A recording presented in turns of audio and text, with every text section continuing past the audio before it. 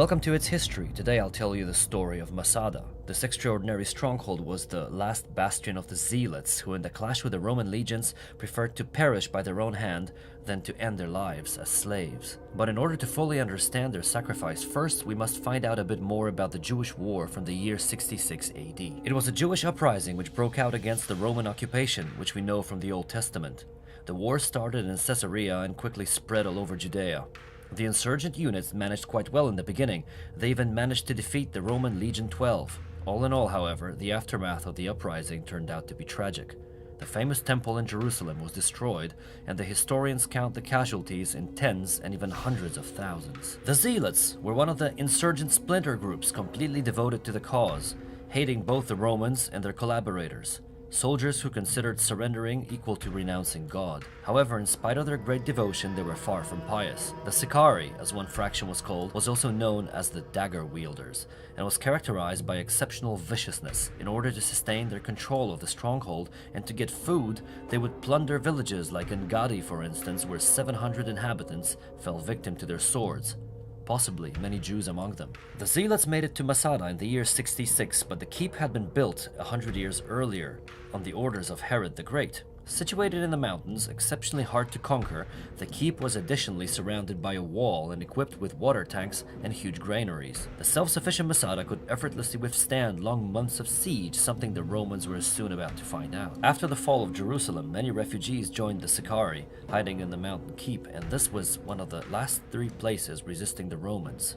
In the year 72, Flavius Silva, the governor of Judea, marched for Masada. Against 960 defenders, he sent the Legion 10, supported by war captives, altogether about 15,000 men, among them 9,000 soldiers. Masada's natural fortifications and the narrow path, leading a couple of hundred meters to the top of the mountain, made the attack impossible. With the help of rocks cast down from the top, the Zealots decimated the legionaries. There was no possibility for the defenders to surrender out of hunger either. As the Romans could not find any safe passage to the citadel, they decided to build it themselves. For months they would erect a gigantic ramp which they used to move siege machines forward. With the laying of every stone, the terrain started assuming the shape favorable for the Romans. More or less during the third month of the siege, they managed to breach the wall on the mountain's summit. The Zealots quickly covered the opening with a wooden barricade. At that time, however, it was clear that the end was near. The commander of the Sicarii, Elazar ben Yair, did not... The commander of the Sicarii, Elazar ben Yair... The commander of the Sicarii, Elazar ben Yair... The commander of the Sicarii, Elazar ben Yair... The commander of the Sicarii, Elazar ben Yair, did not want to die as a slave.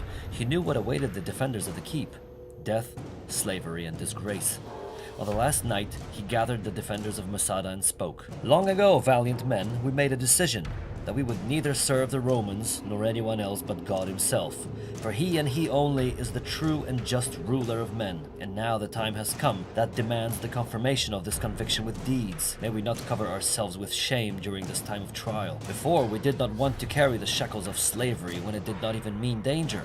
So would we now voluntarily consent not only to slavery but severe revenge should we fall to the hands of the Romans alive? After all, it was us first who stood against them in battle and now are the last to continue the struggle. I also believe that God gave us this favor to die a beautiful death as free people, which was not given to others forced to succumb against their hope. Although we know with all certainty that the keep shall fall when the day dawns, we still can choose a noble death for us and our loved ones." When on the next day the bloodthirsty Romans burnt down the barricade and stormed into the keep, they found empty walls. The 960 defenders of Masada had committed mass suicide, or rather killed one another, since in order to avoid the sin of taking one's own life, every man killed his wife and children first, and then his comrades by method of random draw. The only miraculous survivors were 2 women with 5 children who had hidden in a duct. Until this day, the defenders of Masada are the symbol of valor and patriotism, and Jewish soldiers swear that Masada will never fall for the second time.